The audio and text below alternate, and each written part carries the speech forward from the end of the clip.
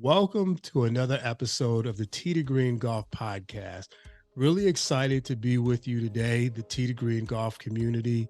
I am thoroughly excited about the opportunity that we have with us this afternoon.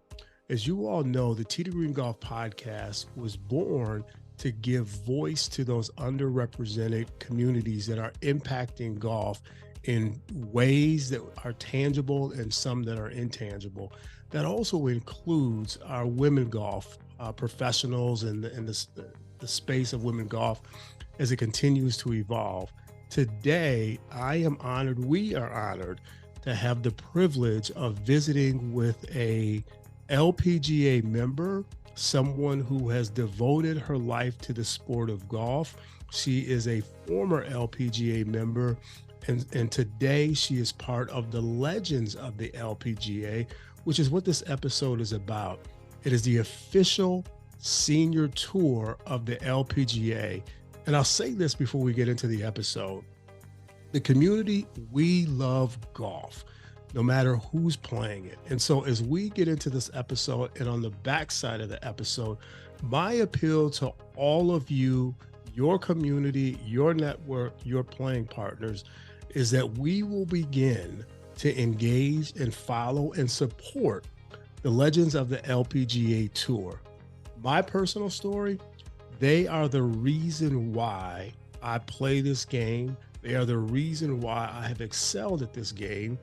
They are the reason why I am able to successfully and sometimes tinker with my golf swing.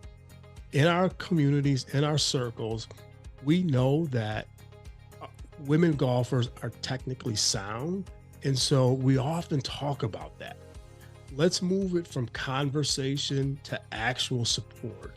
And we'll talk a little bit about the legends of the LPGA today. I'll direct you to their website. They do have an event that's very close to us, near and dear, in Metro Atlanta coming up. But from this point forward, the Tee to Green Golf Podcast is going to pursue our women golfers. We're going to encourage you to support the LPGA. And so that's my ask as we get ready to launch into this episode. Without further ado, I'm excited to bring to you today and share in this moment Leta Lindley. Leta is a resident of the state of Arizona. She has played golf the vast majority of her life. She excelled on the LPGA Tour. And again, she's transitioned to the legends of the LPGA. Currently, she's giving back as a teacher of aspiring golfers, young, old, recreational, professional. And so we really look forward to visiting with Leta today. We're going to talk a little bit about her, but we're also going to talk about the legends of the LPGA. So I'll turn it over and welcome Leta Lindley to the Tee to Green Golf Podcast. Leta, welcome. So excited to have you with us today. Oh, Victor, thank you so much for having me. It's my pleasure and honor to be on your show. Thank you. Thank you. Well, as I said earlier, it's a big moment for me. Those that know me well know that I am a fan of the LPGA. As much as I sit down in front of my TV and watch the PGA, I watch the LPGA too, and I've done that for decades.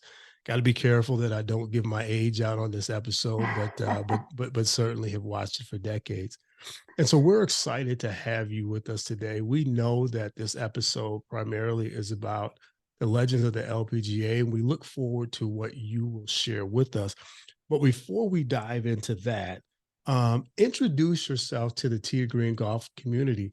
Tell us who you are. Tell us about your relationship with golf. Talk to us about Leta. Well, I'm a graduate of the University of Arizona, a four-time All-American there, three-time academic All-American.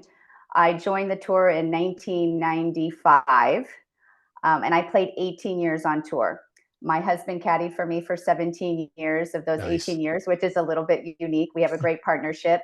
And at one nice. time, we were traveling with our two children. So my children now are 19 and 17. Yeah. And I retired from the LPGA in 2012 and quite honestly thought I was going to put my clubs away and never play again. Hmm. Um, so in this season, it's sort of surprising to me. There were a couple of things that brought me back to the tour and to competing. Some of my peers were encouraging me.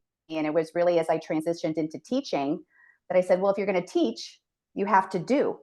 I can't explain to my students how it feels if I'm not doing it anymore. And I'm like, well, let me think back 10 years ago to what that felt like. So really through the encouragement of the people around me, I started competing again and have enjoyed some really nice success. Most recently finished second in the U.S. Senior Women's Open last month in Portland. And the year prior, I finished second. So 2 back-to-back silver medals. I Yes. was just 1 stroke away, so close, but have really enjoyed being competitive again.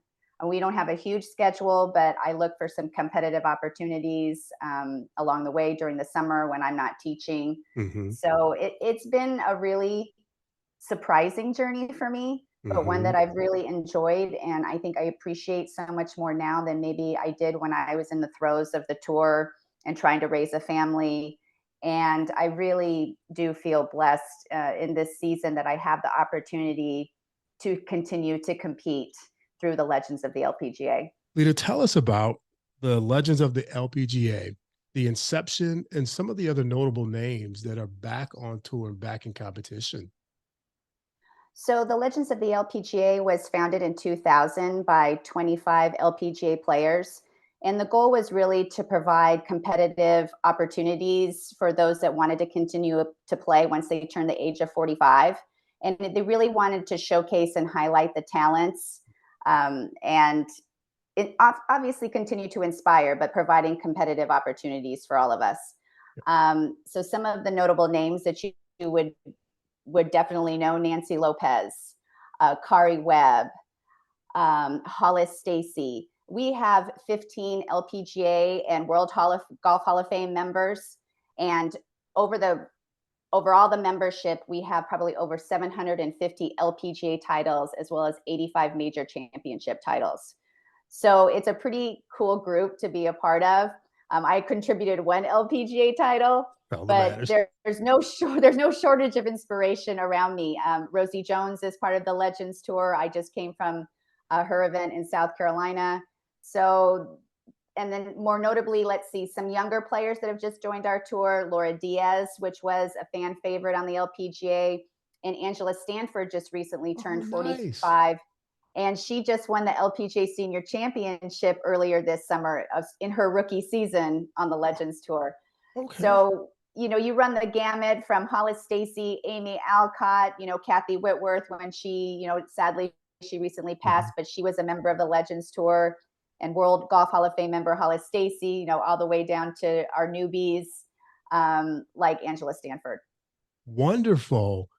That's great news. Was Angela part of the captain's team for the Solheim Cup? Did I see her? You did see her. Yes, she's Yeah. been a part of the Solheim Cup for many years as a player and now as an assistant captain.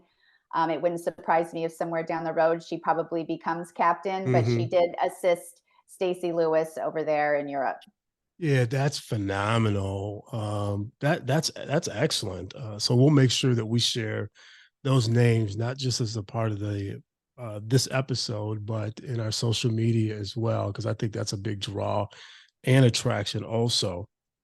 We talked earlier about you retiring in 2012. You've returned to play. Talk to us a little bit more about that inspiration for coming back. Because, and I like what you said earlier. Oftentimes you have athletes, and I experienced it myself as a former basketball player, that you play so much early on that the sport kind of catches up to you and you need a break, and a break is defined differently for competitive athletes. But now you're back.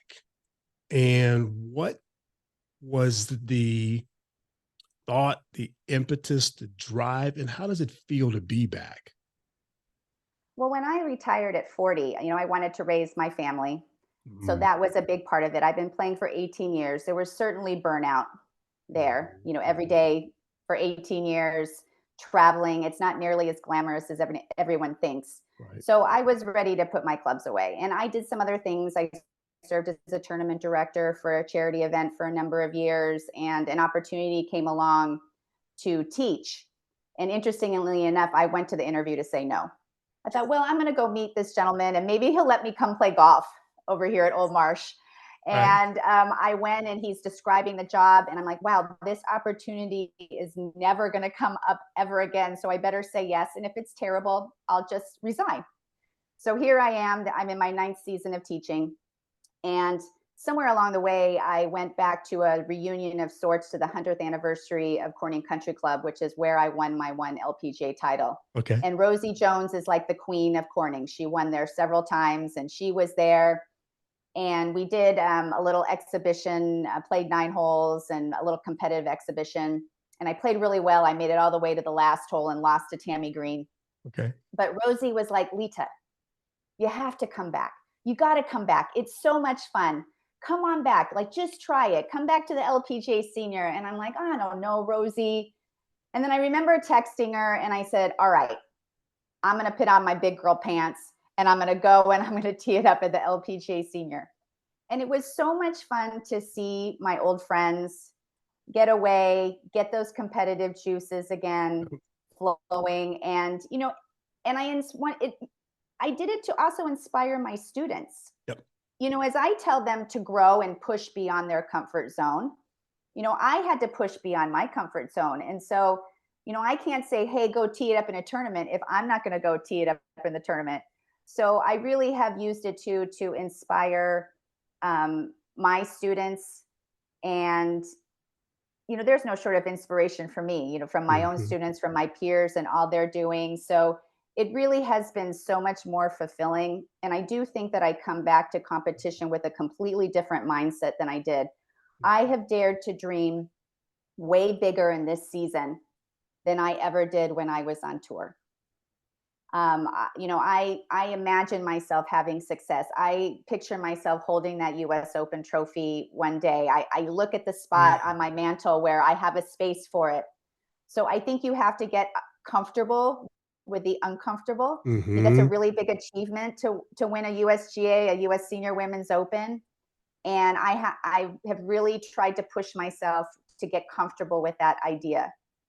And what's been really cool is how my peers have really encouraged me to, because really at the end of the day, it's me against me. It's me against the golf course. And that's what I love about golf. So it's me overcoming my own obstacles that maybe I've put in my way. So through this journey, I can take my lessons and really encourage my junior students, well, my students of all levels, you know, my competitive juniors, my beginner ladies. You know, I tell them nobody was born a golf pro, right? I started just like you did, dribbling the ball. And here I am. So, you know, and the other thing is embrace where you are. You know, enjoy the season, celebrate where you are right now. And I do actually feel like I'm playing some of the best golf of my career in this season, which you might not necessarily expect. You might say, oh, you know, your highlights were back then, but I think my ball striking is better. I think my mindset, as strong as it was back then, is even stronger. So that's been a really surprising development for me and really cool. So, you know, I'm excited about what's yet to come. You know, I'm trying to keep my body strong by being in the gym and just continuing to work hard. That's an excellent response. And one of the things that I do for the Tee to Green golf community, as we have gone through episodes, I often ask you to put a paper clip on a response or a point in the episode that I think is bigger than the episode itself. And I think this is one of those moments to the Tee to Green golf community. We just heard someone who envisions, who is daring to dream, who is offering us to embrace the space you are in at this particular point in time. And yes, that's for all of us who still compete, whether that be golf or something else. But to the community, as you visit and continue to raise your children, I think the big one is dare to dream, envision the end, even at this particular point in time. And so we know for Leta, it's about hoisting that U.S. Senior Women's Open trophy. And boy, is she awfully close. So the practicality and the application of the prescription, we're seeing the fruits of it. And so we wish her all the best. But I just want to make sure the community puts a paperclip on that and revisit that after you've certainly listened to the entire episode. One of the things that I'm excited about, and I've noted and I've shared this in a previous episode, is the past few years, particularly since COVID, America has experienced a percentage increase in women playing golf. The sport is embraced by traditional communities, but also non traditional communities or communities of color. How are or will the legends of the LPGA support this evolution of women in the sport? You know, in golf, in its broad form, is a sport that gives back as part of its existence. And so, is that part of the legends of the LPGA platform going forward? It is. And I do think, if you're going to look at the silver lining of anything that's good that came out of COVID, it was the number of people that came to golf, and women and across all communities coming to golf. And that's super exciting for us. And those of us that were raised on the LPGA tour, we do have this mindset of be like a founder and giving back. Whether we're volunteering our time or through our charity dollars through our events, and each of us, we're doing things even in our own small space of doing things to grow the game, whether I'm doing it through my teaching and raising up the next generation of golfers, or inspiring my beginner ladies to say, you can do this, you can have success. It's okay that you started at 65, right? Hmm. We can enjoy the game. Hmm. So that's the beauty of golf. Hmm. And so, even through the Legends Tour, just like the LPGA, we do try and connect with a charity piece in every city that we go to. So, for instance, when we were in Jacksonville, we partnered with the Moore Meyer Children's Fund, where they help with financial assistance for kids and teach them leadership skills that will serve them not only on the golf course, but off the golf course. So providing them that opportunity they might not otherwise have. And Yep. then when we're coming to Atlanta, we're partnering with the Women in Golf Foundation. So again, working with minority women and juniors.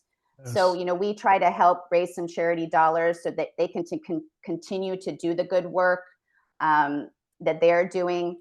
When we were in Jacksonville, it was really neat because some of those kids were able to come out and watch us play, serve as official starters. And there were a couple girls that actually caddied for Legends players during the one-day competition. Nice. And, we did a junior clinic for them. So it was really a cool experience that they might not have otherwise had, to be up close, impersonal, and meet these Legends pros. So wherever we go, we're looking for opportunity to inspire along the way, whoever that is. Yep. So we are definitely working hard to encourage women to come to golf. And, I just came back from a mentorship weekend with Rosie Jones, where she mentors high school girls. It's a new initiative for her. She's always been passionate about mentoring. And so that was really neat and encouraging them. And my message really is, whatever you do, whether that's golf, the lessons that you learn through golf Hmm. and how that's going to serve you well, whether that's on the golf course or in business, and how that gets you a seat at the table where Yep. business deals are done. So, stick with it. Just because you're not going to maybe be a professional golfer, the skills, this is a lifelong sport. You can Right. pick up golf at the age of 70, which I do have students who have done that. So Nice. that's pretty neat. And it's funny when my student said, well, I'm set in my ways, and how I've been able to inspire her to be a little bit more forgiving of herself, right? Golf is a challenging sport. You can't just expect, just because you were good at basketball, that you're going to be great at golf. And it takes patience. That is So you right. learn patience, right? Dedication, stick to itness. Yep. We don't want to give up. So these are all really great life lessons that are going to serve, our up and coming juniors well out in the world.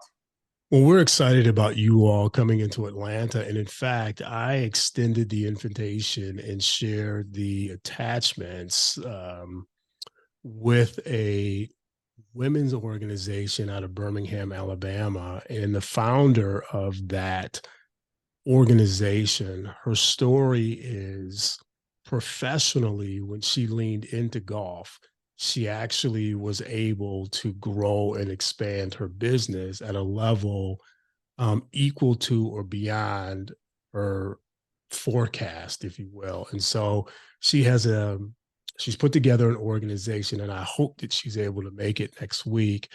But it is advocating for women in golf, and really the transition of what you learn in golf will impact you in your professional life. So she's absolutely locked into the point that you just said. Well, we are here, October 9th to the 11th, Eagle Landing Golf Club, Stockbridge, Georgia. Stockbridge, Georgia's Metro Atlanta. It's just southeast of Hartsfield. The legends of the LPGA will be back in Metro Atlanta. Can you give us an overview of what we'll experience from October 9th to the 11th? Well, you're going to see some amazing golf for sure. There's no question about that. I think people will be very impressed with the quality of play. Just because it says seniors Yeah. doesn't mean that the competitive fire isn't there. But you're going to see some really great golf. We will be kicking it off. I believe we have a women's sip and chip on that Sunday, I believe, or is it Okay. Monday? And then we are going to have a pro-am. There are still spots available if people are interested in coming to play with the Legends Tour player. We'll have a pro-am party where you'll get an opportunity to meet us the night before. And then the competition is Wednesday, where we're going to tee it up, have a 1-day 18-hole competition. So it's like go for broke. There's no second day. You got to make as many birdies as you can. Right. I'm pretty fired up because the last one I went to, I did tie my career best and I shot 7 under. Okay. So with 8 birdies, 1 bogey. So I'm looking for a repeat of that. So you're gonna see some great golf, and it will be a really. We've always prided ourselves on being fan friendly, and it's even more so now. While we're still firing competitive, we're there for our fans, and especially in this season. And so, if you want to get up close and personal and one-on-one, that this is a really great opportunity. If you followed us back in the day, a lot of your favorites are going to be teeing it up this in Stockbridge. Yeah, and I'll underscore that point. As someone that's followed the LPGA Tour, I was a volunteer for the State Farm Rail Classic, and it was there that I received my first autograph by a professional athlete that just happened to be a member of the LPGA Tour. I had the pleasure and privilege of talking to Nancy Lopez, but she was on the far end of the driving range getting ready to tee off, and she was gracious and warm and accommodating to someone who at that point, quite honestly, was a hack. I was just trying to find a way to make sure that I was hitting the ball straight. um, they truly are the value add. In addition to the golf itself, the players are the value add to the tour itself. Very warm, very cordial, very engaging, very accommodating. And at the end of all that, they play some high quality golf. So this is another appeal. Metro Atlanta, Birmingham, South Carolina, North Florida. Let's make our way into Metro Atlanta, Tennessee, Chattanooga, Nashville. Let's make our way into Metro Atlanta from October 9th to 11th, or October 9th, 10th, or 11th, whichever works for you. And let's support the legends of the LPGA. The tournament itself is on the 11th. Um, is the competitive fire different among the legends than it was when they were playing on the LPGA tour? And I think you answered a little bit of that, but maybe more broadly. What is that I'm going to experience say like? we're equally competitive. And I say this because when I won in Jacksonville, Laura Diaz, who's my friend, my husband caddied for her for a really short period of time, and she came over and she congratulated me, but she was hot. She was mad that she didn't make more birdies, and her son was there, and he's like, "Oh, she's just upset." So yes, I would say the competitive spirit is still there. I mean, I think we recognize that we can appreciate and congratulate our friends and our peers. But yeah, we're still disappointed when we don't play well, and the competitive spirit is there. So I do think that story sums it up beautifully. I'll never forget the look on Laura's face. So it gave me a little chuckle.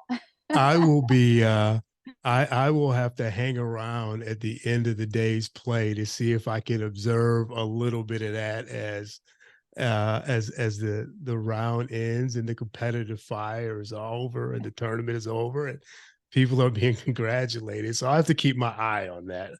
Love that. Love that. With the exception of a major in 2021, which I had the pleasure of attending and can truly vouch for the quality of golf.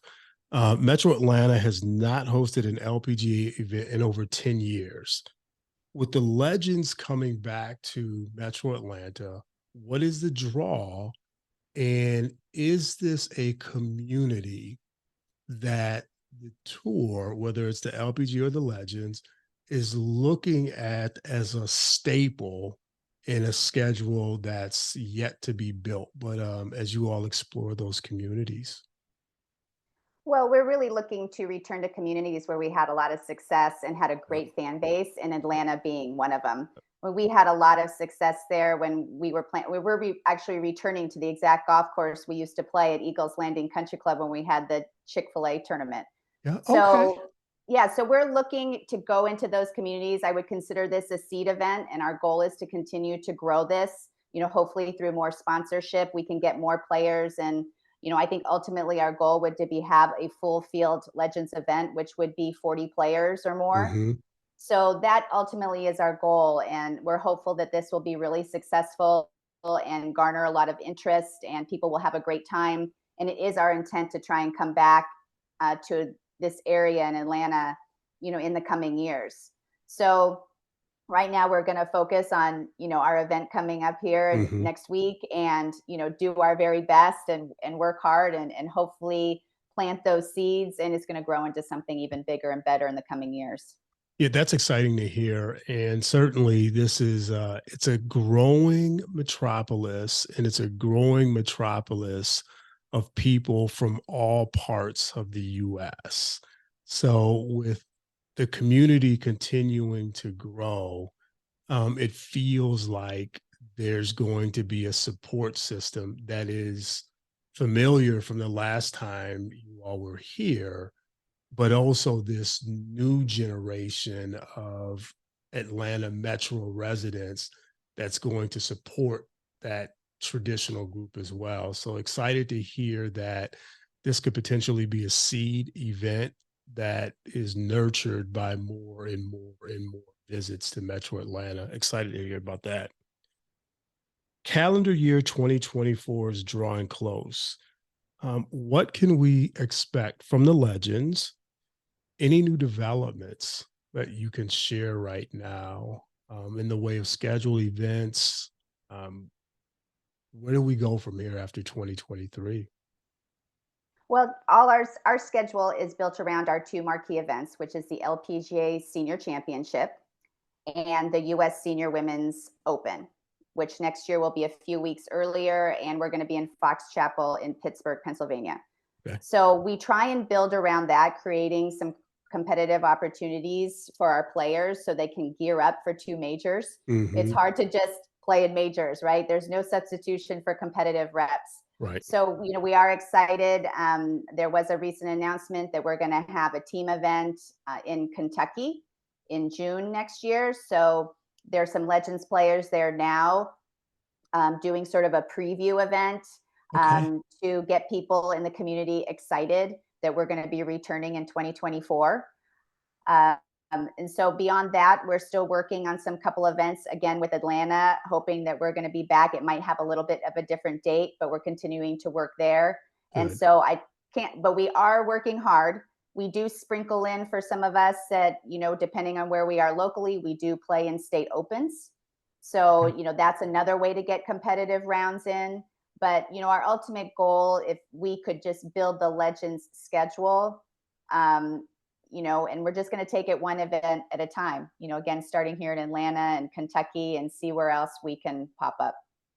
Well, I'm hopeful. We're hopeful that the Tee to Green Golf podcast can certainly be a vehicle that continues to support the legends of the LPGA, lifts it up, draws more attention, draws more fan support, in some way, shape, form, or fashion, attracts additional sponsors. I know how important that is to any tour. So hopefully we can do our part in supporting you all.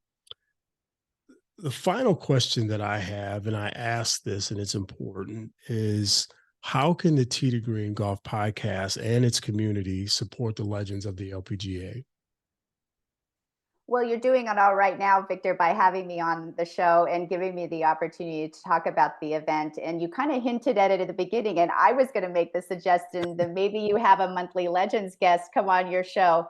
We do have some really interesting stories to tell, and I Yes. would love to come back and share some more inspiration for your viewers and how I come from the game a little bit differently now and as a teacher and how much I've learned. But beyond that, we need that fan support, to have people come out and watch us and support us, get involved, invest in women's golf. We have Mhm, so much to offer. mhm. Follow us on our social media, cheer for us. And, there's just so many different ways to get involved. But if we come into your community, come on out. I always felt when we were on tour, once we got somebody out that might be a little bit skeptical, once they met us and watched us play, they would be so inspired and we had a fan for life.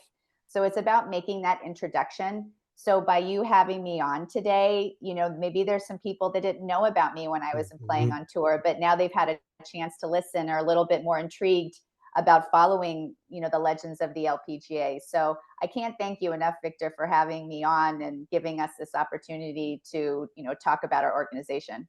It's my pleasure, and from you to Denise to Kathy, I'm grateful for my relationship with Denise because she literally just said, "Victor, I need a favor." Oh, And yeah. and and so that brokered the relationship between myself and Kathy, and then you. You all have a place here, and so we certainly can talk about doing this more often than just this moment right now to talk about the legends and the good work that you all are doing, and we'll continue. So to the community, let's engage the legends of the LPGA tour. I believe in your browser, if you just type in legends of the LPGA, it'll directly connect you with the website. Their schedule is posted. um, I can attest that attending a tournament is everything that Leta has shared it to be.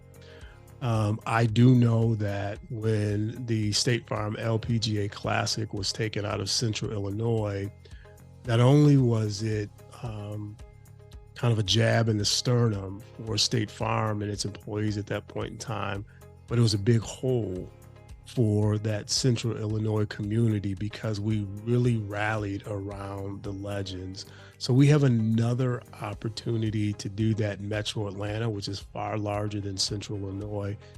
Again, so the voice behind the Tee to Green Golf podcast, I am appealing to you all that we follow them, we support them. It is a phenomenal experience. I can imagine that it's only going to get better, but we're looking forward to October 9th through the 11th.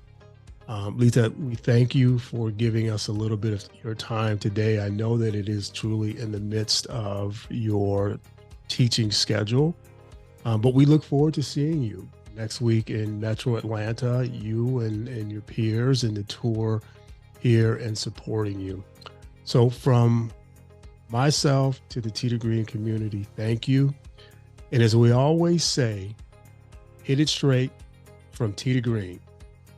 We are out. Thank you.